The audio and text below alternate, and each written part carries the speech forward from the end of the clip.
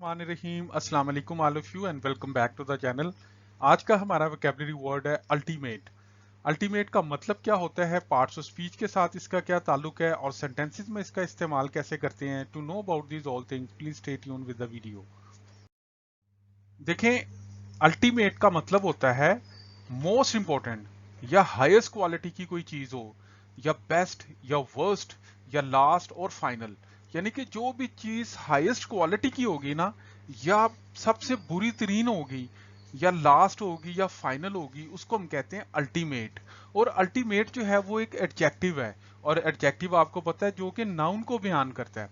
अब सेंटेंसेस में जब इसका इस्तेमाल देखेंगे तो ये वर्ड आपको मजीद क्लियर होगा। जैसे मिसाल के तौर पे मैंने आपसे कहा कि अल्टीमेट फाइनल या last. For example, my ultimate goal is to complete my PhD. कि मेरा जो लास्ट गोल है ना वो ये है कि मैं अपनी पीएचडी कंप्लीट कर लूं।